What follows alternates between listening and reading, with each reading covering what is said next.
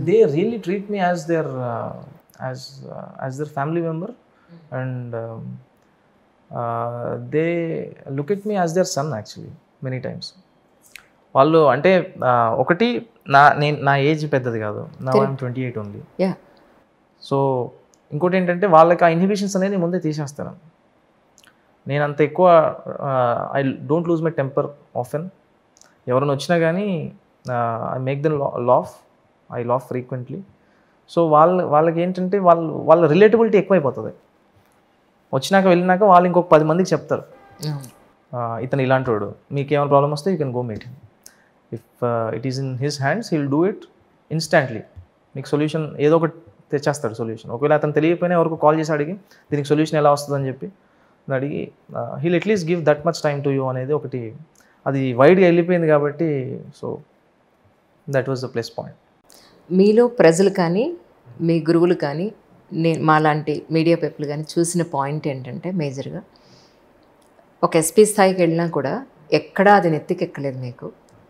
ఆ ప్రోటోకాలు నేనేంటి మీరేంటి అనే ఇది లేదు. అదే డౌన్ టు ఎర్త్. మీరు అచీవ్ చేసిన రోజు ఎలా ఉన్నారో ఈరోజు కూడా అలాగే ఉన్నారు. ఫిజికల్గానా మెంటల్గా అఫ్కోర్స్ ఫిజికలీ అలాగే ఉన్నారు. అదే గ్లామర్ ఉంది, అదే హెల్త్ ఉంది, అదే లుక్ ఉంది. యాజ్ ఎ పర్సన్ మీరు ఎప్పుడు ఎలా ఉన్నారో ఇప్పుడు అలాగే ఉన్నారు అంటున్నాను. ఇంకా బెటర్ అయ్యాను యాక్చువల్లీ ఇవన్నీ చూసిన తర్వాత. అంటే ఇన్ని సమస్యలు ప్రజలే చూసిన తర్వాత చాలామంది మన దగ్గరకు వచ్చి ఏదో హెల్ప్ కోసం అడుగుతూ ఉంటారు. అండ్ అడిగిన తర్వాత I became more humble basically. అవును. అండ్ నా పాయింట్ ఏంటంటే being a police man I have to improve the relation between police and public. అది ఎప్పుడు బ్యాక్కి తీసుకెళ్ళకూడదు. ఉంటే అక్కడే ఉంచాలి, లేదంటే ముందుగానే తీసుకెళ్ళాలి, కానీ కిందికైతే లాక్కూడదని నా పాలసీ అనమాట. సో అందుకనే people use to like me a lot in that district. ఇప్పుడు కూడా విల్ ట్రై. ఇక్కడ మనకి హైదరాబాద్లో తెలుగు స్టేట్స్లో యాక్చువల్లీ సైబర్ క్రైమ్ అనేది చాలా ఎక్కువగా జరుగుతుంది. అంటే నెట్ ద్వారా జరిగే మోసాలు అనేవి చాలా ఎక్కువగా జరుగుతాయి. అక్కడ పరిస్థితి ఏంటి సార్? అక్కడ ఎలాంటి క్రైమ్ ఎక్కువ? అక్కడ కూడా అక్కడ ఏంటంటే people are not that educated కాబట్టి కదా, they tend to be more victimise. అక్కడ అయ్యా వీళ్ళు ఇప్పుడు ఈ గిమ్తారా నుంచి, జార్ఖండ్ నుంచి, లేదంటే హర్యానా నుంచి ఎవరైతే ఈ సైబర్ క్రిమినల్స్ చాలా ఎక్కువ మంది ఉండే స్కోప్ ఎక్కువ ఉంటుందో ఆ ఏరియాస్లో, వాళ్ళు దే టార్గెట్ దీస్ పీపుల్. అయ్యో మీ ఫోన్కి ఓటీపీ వచ్చింది చెప్పండి అని. అవును, ఇట్లాంటివి వీళ్ళని ఎక్కువ చేయడానికి స్కోప్ ఉంటుంది. అండ్ దీనికోసం కాన్స్టెంట్గా we have awareness programmes village లెవెల్లో. విలేజ్ లీడర్స్ని ఇన్వాల్వ్ చేసి అవేర్నెస్ ప్రోగ్రామ్స్ అనేవి మేము ఫ్రీక్వెంట్గా పెడుతూ ఉంటాం అనమాట. ఎవరికి ఓటీపీలు షేర్ చేయకూడదు, ఎవరు కాల్ చేసినా లిఫ్ట్ చేసినా ప్రాపర్గా మాట్లాడాలి, మీ బ్యాంక్ డీటెయిల్స్ ఎవరికి షేర్ చేయకూడదు, అండ్ మీ ఏటీఎంని ప్రాపర్గా యూజ్ చేయాలి, ఎవరికి ఇవ్వకూడదు, పిన్ నెంబర్ ఎవరికి చెప్పకూడదు. ఇలాంటివి అవేర్నెస్ ప్రోగ్రామ్స్ మేము కాన్స్టెంట్గా పెడుతూ ఉంటాం. ట్రూ. వీళ్ళని ఎడ్యుకేట్ చేయడానికి విలేజర్స్ని. ఎందుకంటే వాళ్ళది చాలా హార్డ్ ఎర్న్ మనీ. అది సంవత్సరం అంతా కష్టపడితే వాళ్ళకి వచ్చేది 1,00,000 వస్తుంది. అవి కూడా పోతే ప్రాబ్లం అయిపోతుంది. నిజం. ట్రూ. యూపీఎస్సీ ఆస్పిరెంట్స్కి మీ వైపు మీ నుంచి చెప్పాల్సిన ముఖ్యమైన పాయింట్స్, ఇప్పుడే ఫ్రెషర్స్గా పోస్టింగ్ అయ్యే వాళ్ళకి కానీ, ట్రైనింగ్ వెళ్ళే వాళ్ళకి కానీ, యూపీఎస్సీ ప్రిపేర్ అయ్యి ఎగ్జామ్స్ రాసే వాళ్ళకి కానీ మీ నుంచి కొన్ని పాయింట్స్, అంటే ఇంపార్టెంట్ పాయింట్స్ ఏం చెప్తారు సార్? ఫస్ట్ థింగ్ ఏంటంటే ఇది ఒకటే లైఫ్ అయితే కాదు. ఇది రాకపోతే మీరు అసలు దేనికి పనికిరానేది అయితే అనుకోకూడదు. మీరు నిజంగా సర్వ్ చేయడానికి వస్తే సర్వ్ చేయడానికి there are n number of ways. ఇది ఒక వే అంతే నేషన్ సర్వ్ చేయడానికి. You have multiple ways. Second thing ఏంటంటే రియల్గా మీరు దీంట్లోనే ఉండాలి, దీంట్లోకే రావాలని మీరు అనుకుంటే అసలు మీరు ఎందుకు రావాలనుకుంటున్నారో ఫస్ట్ డిసైడ్ చేసుకోవాలి. అండ్ కాంపిటీషన్ ఎక్కువ అవుతుంది కాబట్టి ఆ లెవెల్లో ప్రిపరేషన్ అనేది ఇట్ మస్ట్ బి దేర్.